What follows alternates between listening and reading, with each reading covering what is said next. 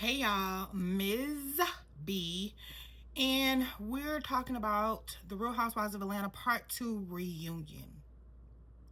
It picks up where it ended last week, where Angela's pulling out these receipts about Phaedra being the one who sent the guy Marcus to say Charles is cheating on Angela.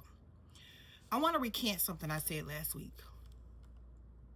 I kept saying, no, there's no way on possible God's green earth that Phaedra, after all we know the history of her doing the things with Kandi, the lie that she made on Kandi, the Portia Shamia, all of that went on, and her being benched for many years. No way.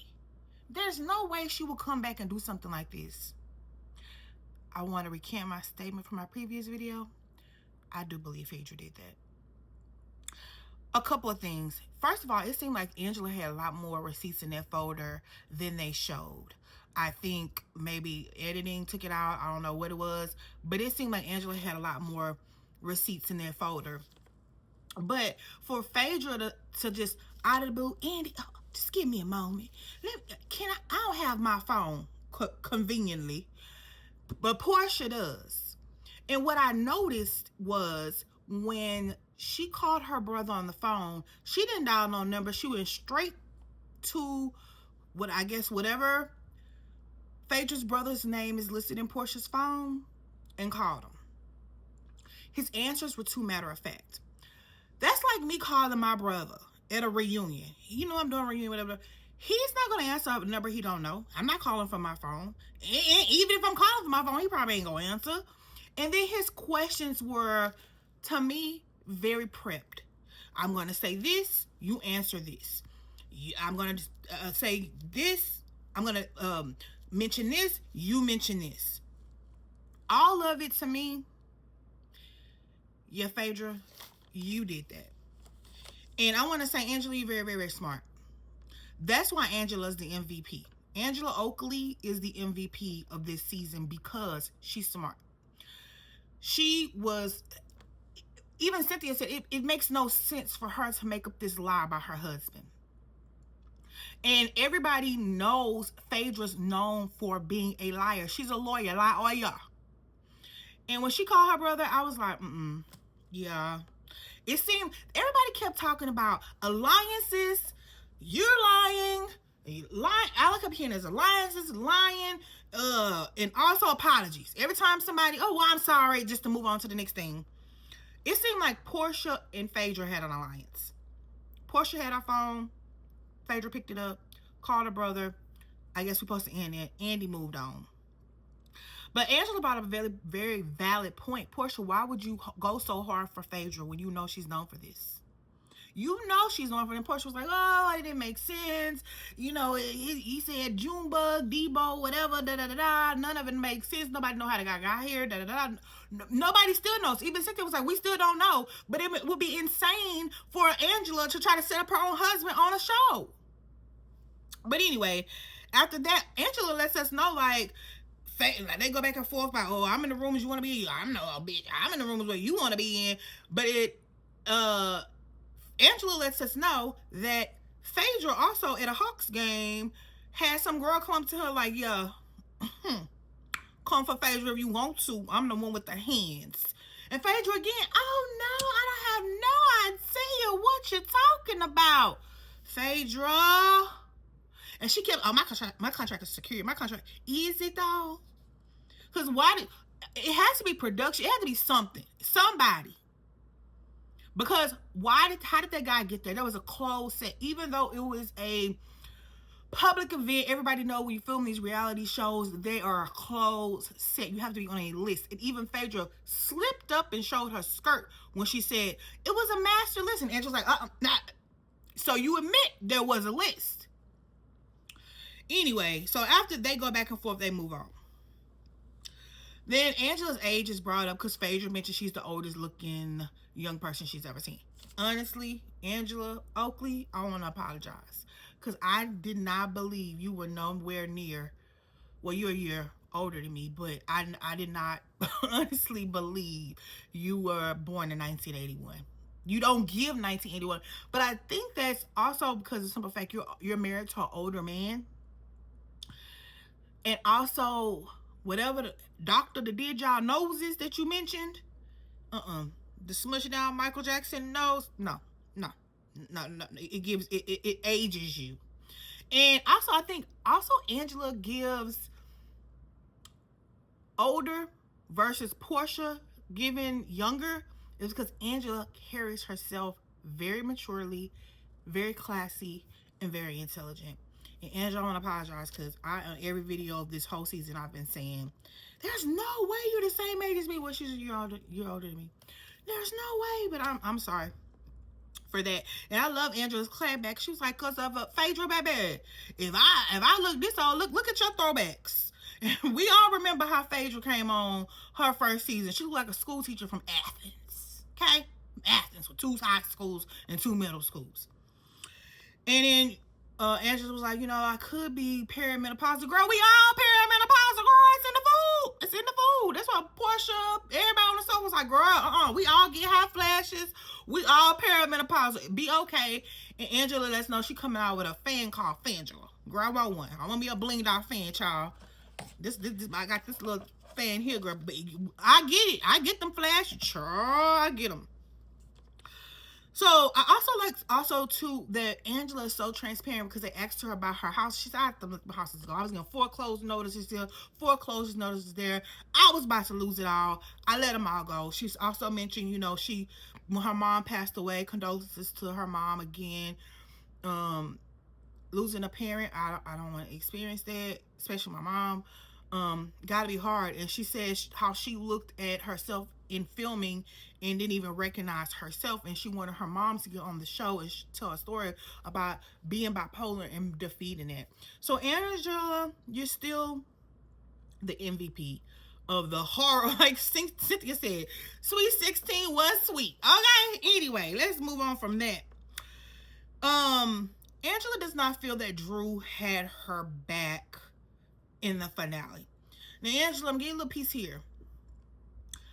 I wouldn't have, if I was Drew, I wouldn't have sat with that guy. When y'all went to go film with that guy, Marcus or whatever his name is, own a restaurant and all that stuff, I wouldn't have went to go film him. I feel like Drew did have your back. Now, obviously we didn't see Drew leave or whatever, but I did feel like Drew did have your back.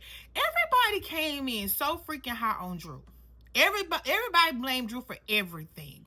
Honestly, I was never a Drew Sidora fan, and I didn't want her back. But I'm going to have to recant that as well. I want Drew back. But please, please, do not bring your husband. Oh my God, he's going to be at the reunion next week, y'all. Oh my God, I can't stomach Ralph. So after that, they also talk about Britt and her nostrils, and how Phaedra gave Britt on-camera advice. And Portia was like, honestly, it was great to see because Britt was crashing out. Like we've been saying, we cannot stand Britt Edie the whole season. And Phaedra was giving her some good advice. And and Portia was like, Cynthia, I know you and Nene gave me that off camera, but it was great to see it on camera. That was a great moment that Phaedra did because she didn't have to say nothing to that girl. She could have just let her crash out because Britt was self-sabotaging herself. She was the most unlikable person on this cast, and I am glad she's not coming back. So after that, we go to Shamea Morton. I want you to start speaking with your whole chest. Even when it came to the fact that you were still mad that Portia did not come to your wedding, you tried to downplay it, and it took Angela and Cynthia to pull it out of you. And she was like, no, no. Shamea, if you still mad that your best friend did not come to the most important day of your life, say that. And I love that clip that they rolled back because Portia gonna try to say, I had a medical ailment. Girl, how many times you had 16,000? You had 16,000 weddings in Africa. Now you can't fly on a plane. But the fact that it still bothered her, and it was her best friend, and Shamea, you were dumbing it down. Like, oh no, it don't bother me. Shamea, stop doing that. I understand this is your first reunion, and when you speak, it's like you're singing and not speaking. I want you to speak with your whole chest. It is so obvious. The facials and the face that Porsha was making, she was annoyed. I don't know if she was annoyed that she knew she was gonna be first chair. Obviously, she didn't bring shit to the season, but she knew she was gonna be first chair. Probably because Shamea was first chair. But Shamea, I want you to start speaking with your whole chest. Your whole chest. Like, get out of girl. You a Taurus, ain't you? Y'all the bulls. Get her. Because Porsha wouldn't be carrying on with me like that. First of all, I would have ended the goddamn friendship for real, dead ass, when she missed my goddamn wedding. If it was life or death, girl, get what? Like, we're best friends. What's the medical reason? And I love that little package that they paid. It was Karma was there. Well, she was like, you know, Porsha not used to her legs being down. She used to being up, so that's why she can't fly. Anyway, they all take lunch. 45 minutes. And the husband, the one husband, because Gerald ain't there, and the baby dad is, and Chi check, whatever the dude name is that Phaedra mess with, shows up. And I want to say, Shamea, why is Gerald on FaceTime again? Gerald's been on FaceTime the whole season. Why is Gerald not sitting behind you at the reunion? Sending you yellow flowers, okay, cute, whatever. Why is he not there with you? And you constantly, you know, I'm not feeling myself, whatever. You probably would have felt a little bit more confident with knowing your man was in the back waiting to come out on stage to support you. Because that's what made Atlanta Housewives. You had Greg, you had Peter, you had Apollo, you had Todd, you had all of them came to support their wives. Why was Gerald not there, Shamea? And I hope Andy asked you that next week. And also, during the break, I liked the conversation that Shamea and Kelly had, because Shamea comes in Kelly's room, and they both clocked that it's obvious, it's evident between the facial recognitions and Porsha's foot issue. She's pissed. Her energy's off. She's mad. I'm like, what is going on, girl? And Porsha, I saw you get ready on your YouTube channel. You were so excited about the reunion, your look. Now that I saw your YouTube channel, I thought that was metallic, but it's like a different material. And I kept seeing you tug on it and have issues with that. So, but that's neither here nor there. It was clearly like you, Porsha, what was going on, girl? You was mad because Shamea had first share? Probably. I really feel the issue between Shamea and Porsha is that Porsha did not want Shamea to be a peach holder. She wanted her to be her friend on the show. She wanted her to feel like, this is my thing. You do your thing. You go sing never had, all day on a Breakfast Club. But she did not want you to be a peach holder. She wants you to be a friend of, supporting role, and that was it. I mean, it was obvious. She didn't call. She texted you. She didn't take you out to eat. All the things that y'all gonna say later on. I'm skipping ahead. But yeah, Porsha was aggy. And it was clear. So they get back from lunch break. Andy reads the statements from Britt and Kenya, which we all know what they said. And in reading Britt-Edie's statement, if you look at I'm good at reading the room. You look at everybody's faces, the way she worded that, which we all know she tried or attempted or was filed a complaint, but didn't really file a lawsuit.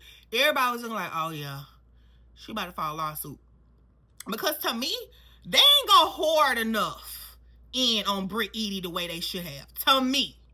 Unless they edit it out. To me, they gave Kenya more, flack. Of course, what Kenya did was wrong. But, like I said in my video, when that incident happened, when Britt threatened her with a GUN, I said you could obviously tell Kenya was upset. Like, she was uncomfortable. She felt threatened. And Andy want to throw that whole PR, HR statement in there. The investigation was done and blah, blah, blah, blah, blah. Miss me with that. You don't play around threatening somebody with a GUN. Period. And everybody also said how they did not feel that Kenya was coming after Britt-Edie. Who the fuck is Britt-Edie? Other than the girl that used to be on Stevie J's show. I don't think nobody even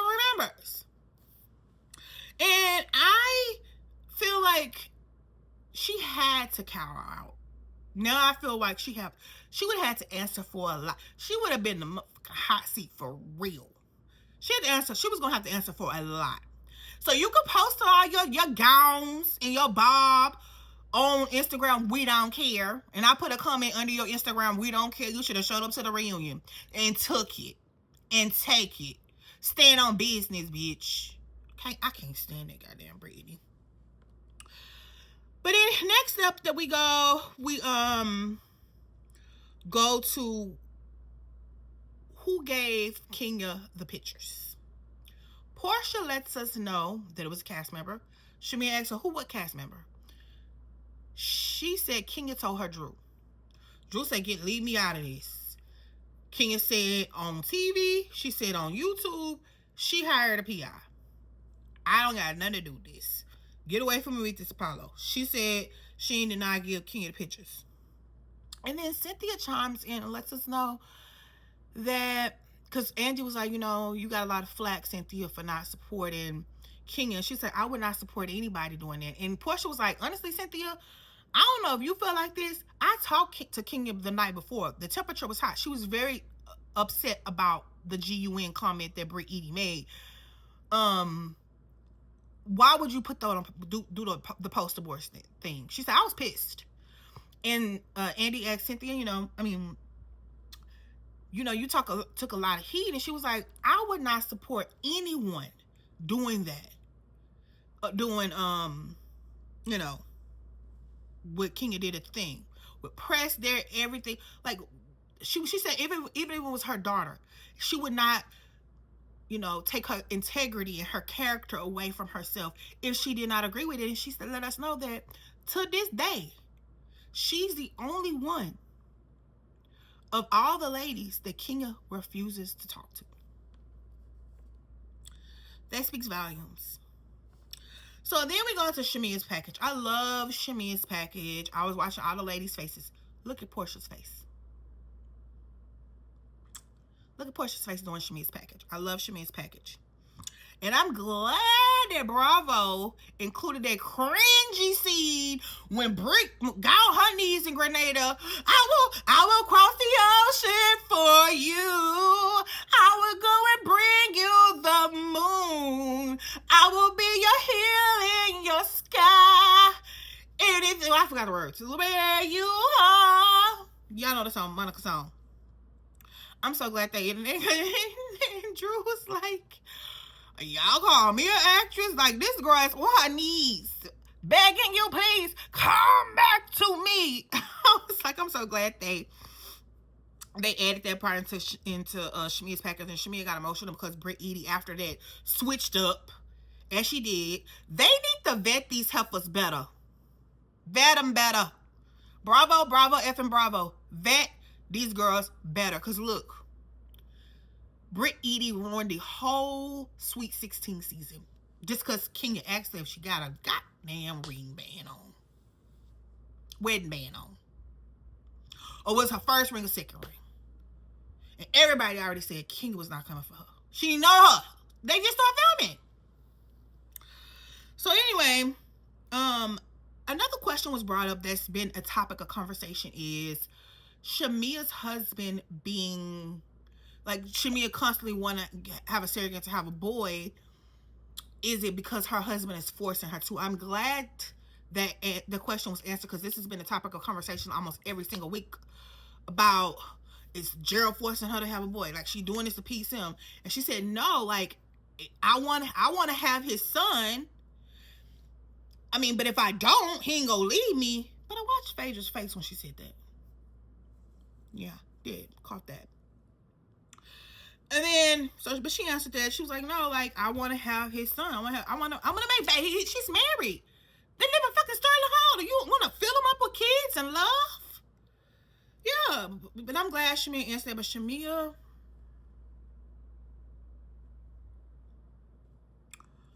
Porsha is not your friend. And like Drew said, I want better for you, Shamea. You deserve better, Shamea. I see the social circles you hang around with, Candy and all of them.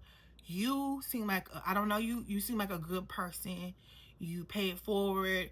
Even we didn't even know, girl, you was living like this, girl. You living better than everybody. And you so humble. And you got God first. You got a very solid foundation.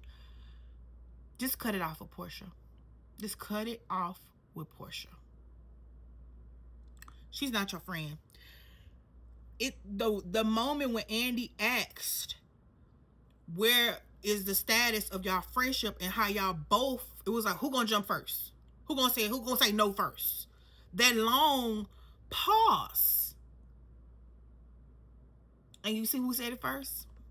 Shamea was waiting for Porsha to say something, I'm sure, sweet and grandiose and Porsha-esque. She's like, no.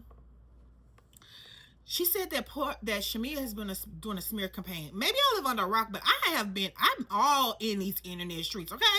I saw Shamea on the Breakfast Club. I saw Shamea's interviews. I follow Shamea on Instagram. I don't remember a smear campaign, Porsha, against you from Shamea. Did I miss it? Like where was it? Like, girl, where? What are we looking for? Like, where is it? Please show me the direction. Is it this way? That way? Oops. Like, where is it? There was no smear campaign. And then they asked Porsha, of Britt bringing back the receipts of the conversation that Porsha had with Shamea privately. Honestly, Britt only did that because she was mad at Shamea. If she was cool with Shamea, she wouldn't have done it. And Porsha was like, no, she knew it was malicious. Andy asked her, you feel like it was malicious? Yeah, because she was mad at Shamea. And they go into the celebrating of Shamea getting a peach. I feel like that is the root. That is the end. That is the beginning and the end and the hard stop of this problem. Porsha wants to feel like this is her thing.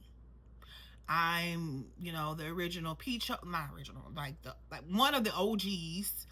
Not that Kenya's not there. She may be coming back. They say that they're filming right now. I'm glad they're filming soon because they need to film right after this reunion because we need to remember everything because that was filmed last year and didn't come out to March. But anyway, and she was saying, oh yeah, and then you said on Candy Show, Porsha, you said on Candy Show, I mean, she had to ask you, did she even call you? She was like, yes, but you didn't take me out, girl. You didn't celebrate me. You didn't celebrate my win. I've always stood up for you. I've been there for you. She didn't say that. I wanted her to say it like that. Porsha, I have been there for you. The Simon of it all. You could clearly see that when it came to that Simon stuff, there was a lie involved. And she still didn't throw you under the bus.